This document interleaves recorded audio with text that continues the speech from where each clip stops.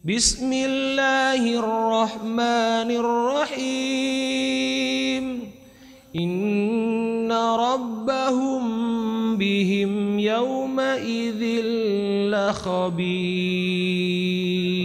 Bakhil terhadap saudara-saudaranya, ya. Allah seringkali menggunakan kata sumpah, ya.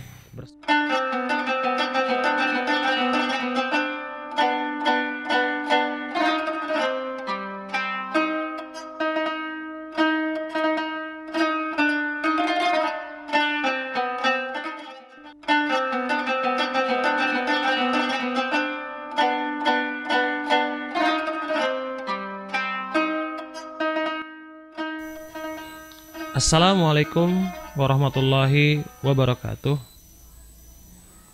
Selamat pagi, siang, maupun sore buat anak-anakku semua kelas 3 SD Muhammadiyah Meruyung. Bersyukur kepada Allah Subhanahu wa Ta'ala, kita masih diberikan kesempatan, kesehatan, dan segala bentuk nikmat yang lain yang Allah berikan kepada kita. Mudah-mudahan dengan wasilah bersyukurnya kita, Allah akan mengangkat pandemi corona ini dan membuat kita senantiasa sehat ke depannya. Amin ya robbal alamin. Anak-anakku sekalian, mohon maaf, Bapak, masih ingat nama Bapak kan? Bapak Syahrul Mubarak. Ya, mohon maaf, Bapak minggu yang lalu belum sempat memberikan video pembelajaran dikarenakan memang masih ada beberapa kegiatan atau aktivitas lain yang mohon maaf sekali tidak bisa Bapak tinggalkan. Oleh karena itu, untuk materi pembelajaran kali ini kita akan masuk langsung ke dalam 2 buah materi pembelajaran. Di bab pertama yaitu tentang surah Al-Qari'ah dan surah Al-Adiyat. Sebelumnya, ayo mari kita baca bersama-sama doa agar apa yang kita pelajari hari ini bermanfaat untuk kita semua. Berdoa, persilahkan. Rabbi shrah li sadri wa yassir li.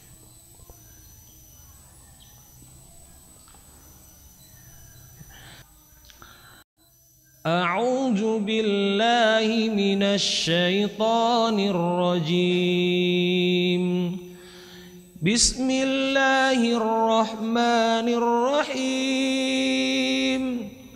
Wal 'adiyati dhabha fal muriyati qadha fal mughirati subha فأثرن به نقعا فوسطن به جمعا إن الإنسان لربه لكنود وإنه على ذلك لشهيد وإنه لحب الخير لشديد أفلا يعلم إذا بؤصر ما في القبور وحصل ما في الصدور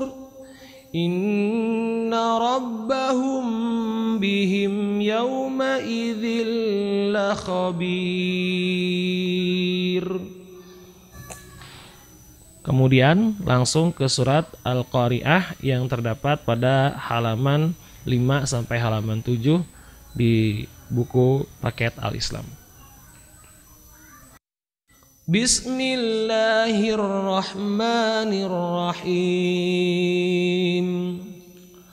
Al-Qari'ah.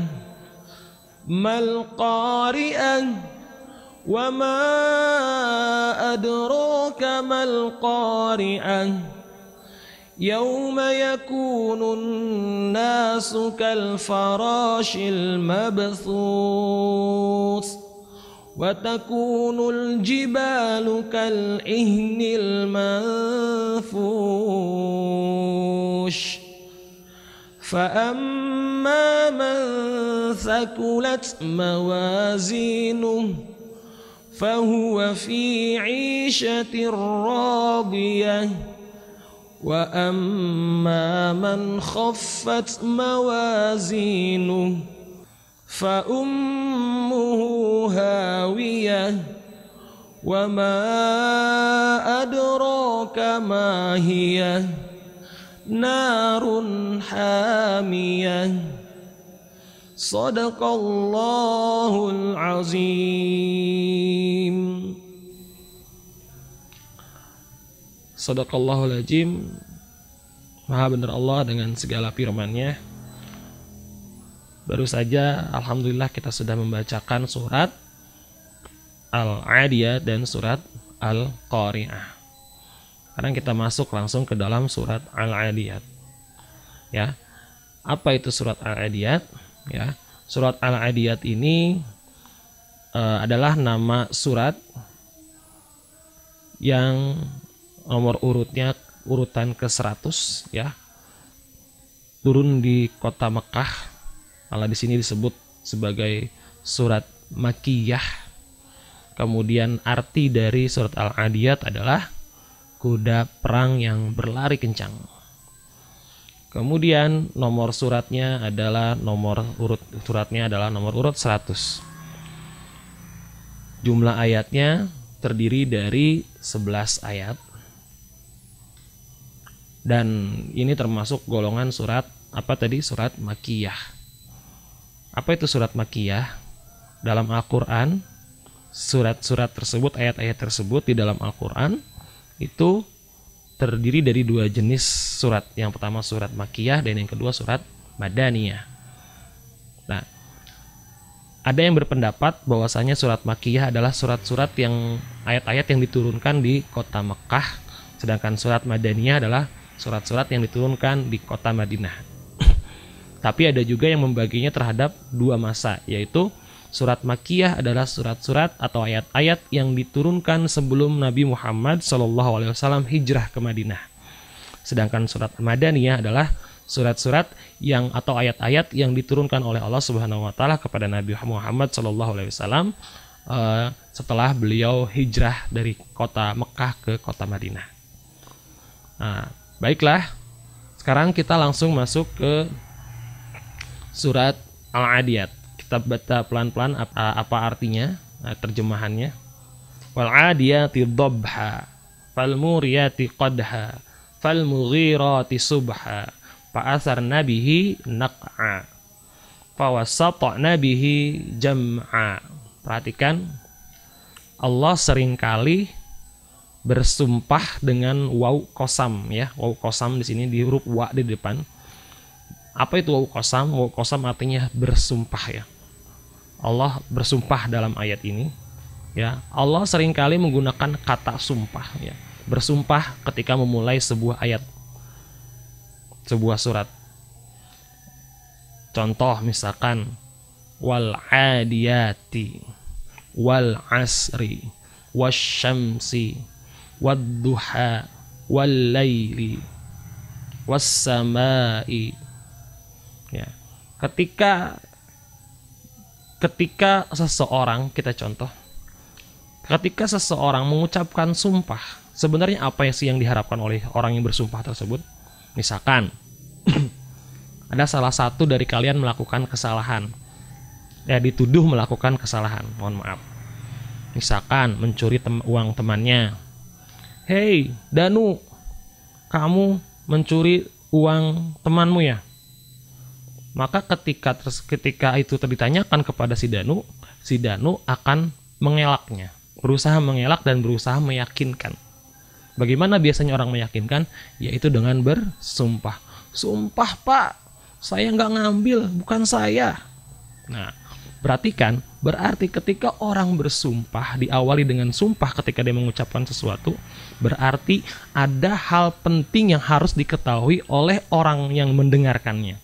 Dan bayangkan jika yang bersumpah ini Allah bersumpah dalam Al-Quran. Kalau Allah sudah bersumpah di dalam Al-Quran, berarti setelah sumpah tersebut, orang yang mendengarkannya, kita yang mendengarkannya, manusia yang mendengarkannya, wajib memperhatikan baik-baik. Perhatikan, Allah bersumpah di sini dengan sebutan kuda ya. Wal 'adiyati dobha, demi kuda perang yang berlari kencang yang napasnya terengah-engah. Fal muriyati qadha, yang kuku kakinya itu, karena mungkin kuda perang itu diberikan sepatu besi, itu di bagian bawahnya tapal kudanya itu diberikan besi. Ketika dia berlari kencang tersebut menimbulkan percikan api yang bergesekan dengan bebatuan di tanah. Kemudian fal mughirati subha, kuda-kuda perang tersebut berperang secara membabi buta, menyerang apapun di pagi hari. Pasar nabihi naqa'a, karena membabi buta dan ugal-ugalan tersebut, kuda perang tersebut menimbulkan debu-debu yang bertebangan. Ya, jadi langsung berdebu. Bayangkan kalau ada kuda sedang ngamuk gitu di tengah padang gurun, yang terjadi apa? Maka debu-debu pasir tersebut akan terbang. Fawasatna bihi jam'a, fawasatna bihi jam'a, lalu menyerbu ke tengah-tengah kumpulan musuh. Nah, bayangkan ketika Allah bersumpah dengan nama kuda ini. Kenapa ditanyakan? Mungkin kalian bertanya, kenapa Allah bersumpah atas nama kuda? Ya, memang ada rahasia besar dari Allah. Karena apa? Allah juga sering bersumpah dengan nama-nama yang lain. Bahkan wal 'asr, demi waktu, was samai, demi langit, was syamsi, demi matahari, wad duha, demi waktu duha. Karena apa? Memang ada keistimewaan-keistimewaan dari apa yang disebutkan Allah dalam sumpahnya, termasuk kuda perang ini. Pada zaman Rasulullah SAW, kuda perang seperti ini adalah kendaraan yang paling memiliki apa ya? Yang paling ngetren, yang paling dibangga-banggakan oleh orang pada masa itu, oleh semua orang pada masa itu, sebagai sebuah prestise, kebanggaan dari setiap orang. Oleh karenanya, biar orang yang mendengarkan ini memperhatikan lebih jelas, lebih tegas apa yang dimaksud oleh Allah Subhanahu wa taala setelah Allah Subhanahu wa taala mengucapkan sumpah ini. Perhatikan, innal insana lirabbihi lakanud. Manusia itu sesungguhnya sangat ingkar kepada Tuhannya, kufur. Bagaimana kufurnya manusia? Wa innahu ala dzalika lasyahid. Ya, wa innahu ala dzalika lasyahid. Sesungguhnya mereka itu nanti sungguh akan menyaksikan sendiri kemungkaran mereka. Jadi manusia nanti akan bersaksi atas kemungkaran mereka. Maksudnya adalah manusia itu nanti nggak bakal bisa ngelak kalau mereka itu sebenarnya kufur, ingkar, mendustakan Allah. Wa innahu lihubbil khairi lasyadid. Karena mereka itu pada waktu hidupnya di dunia, mereka sangat cinta terhadap hartanya. Sampai-sampai mereka pelit, nggak mau sedekah, nggak mau beramal, saking cinta sayangnya sama hartanya.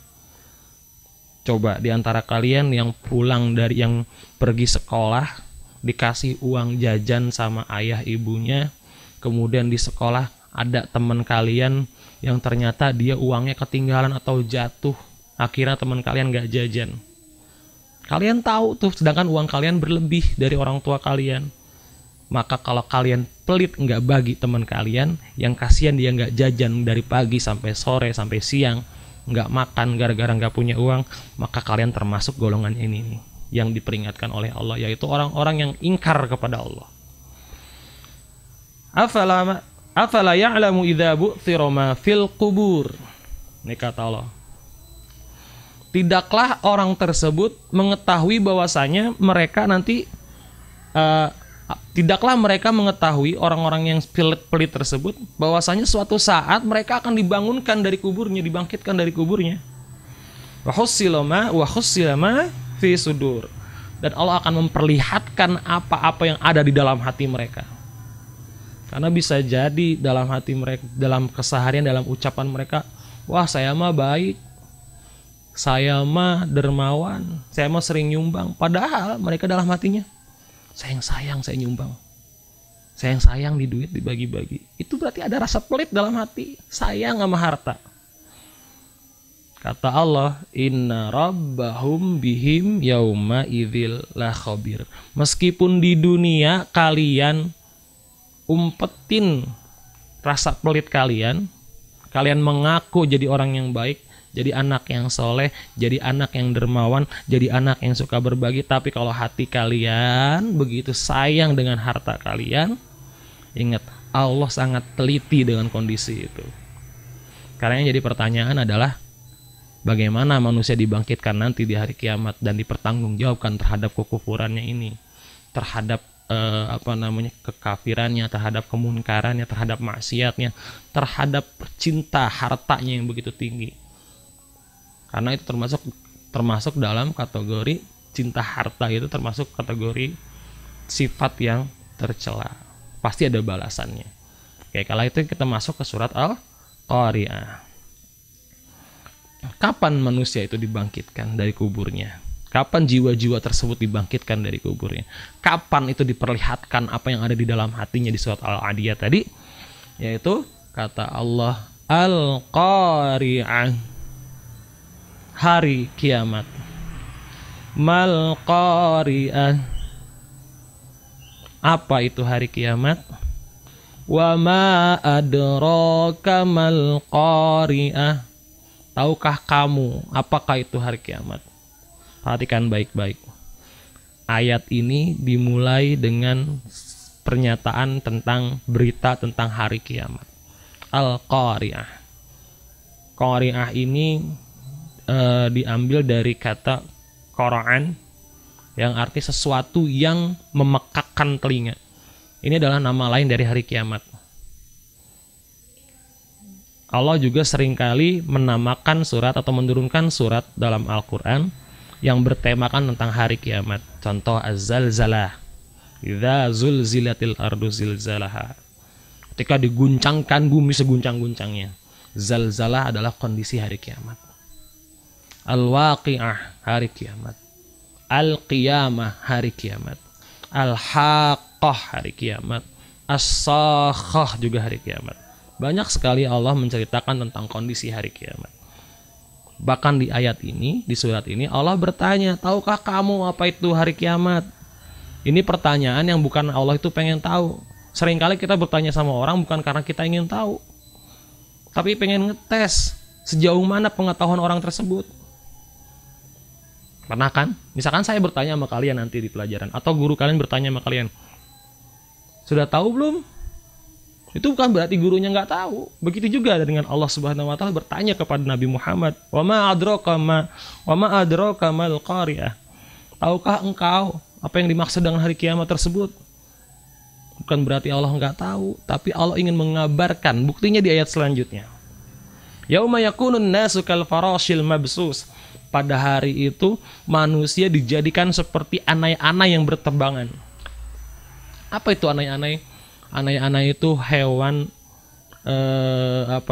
serangga kecil yang bersayap, yang kalau dia yang sayapnya itu mudah rapuh, mudah putus, mudah patah. Kalau di beberapa terjemahan Al-Quran itu anai-anai itu seperti laron. Tahu laron tuh? Larva yang bisa terbang, yang kalau kita tangkap mudah sekali. Kalau sudah ditangkap biasanya dia nggak bisa terbang lagi. Itu manusia seperti itu nanti dibangkitkan, lemah. Kemudian watakunul jibalu kal ihnil manfus, dan gunung-gunung seperti bulu yang dihambur-hamburkan. Bayangkan ada bulu ayam, bulu kemoceng, kita copotin, kita terbang-terbangkan. Seperti itu gunung nanti ketika hari kiamat. Fa amma man sakulat mawazinuh, dan barang siapa yang selama hidupnya memiliki timbangan mawazinu, timbangannya sakulat, berat. Timbangan apanya? Timbangan kebaikannya berat.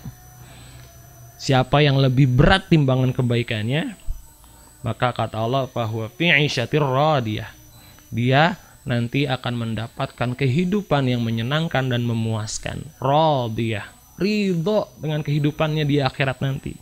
Artinya apa? Orang yang timbangan kebaikannya lebih berat daripada timbangan keburukannya, maka niscaya dia akan mendapatkan surga. Allah akan menyediakan surga kepada orang-orang tersebut, yaitu orang-orang yang timbangan kebaikannya, pahala kebaikannya lebih besar daripada timbangan keburukannya atau dosanya. Wa amma man khaffat mawazinu, dan barang siapa yang ringan timbangan amalan kebaikannya, justru lebih berat amalan keburukannya, kata Allah, fa ummuhu hawiyah, maka tempat mereka yang akan mereka tempati nanti di hari kiamat adalah hawiyah, neraka hawiyah. Wa ma adraka ma hiya, tahukah engkau apa itu neraka hawiyah? Kata Allah, narun hamiyah, yaitu narun hamiyah itu api yang menyala-nyala. Buat siapa api yang menyala-nyala ini? Buat siapa neraka ini? Yaitu orang-orang yang amal kebaikannya sedikit dan lebih berat amal keburukannya. Amal burukannya berat. Contohnya tadi, kalian yang punya uang berlebih tapi nggak mau sedekah, padahal kotak amal di masjid ada, sedekahin buat masjid. Kalian punya uang berlebih dari orang tua kalian, terus teman kalian kehilangan uang, dia nggak jajan dari pagi, harusnya kalian terenyuh hatinya, bantuin teman kalian itu yang nggak sempat nggak punya uang, akhirnya nggak bisa jajan. Ya, kamu kehabisan uangnya. Iya, duit aku hilang, yuk jajan sama aku yuk, nih aku ada uang. Nah, itu nggak termasuk orang-orang yang nanti akan dimasukkan ke dalam api neraka. Baiklah, itu pembahasan mengenai dua surat ini, surat Al-Adiyat dan surat Al-Qari'ah. Oke, sekarang kita masuk ke kesimpulan. Surat Al-Adiyat, nama surat Al-Adiyat, arti suratnya kuda perang yang berlari kencang. Kemudian jenis surat termasuk golongan surat Makiyah, karena jenis surat atau ayat dalam Al-Quran ada dua jenis, yaitu Makiyah, yang kedua Madaniyah.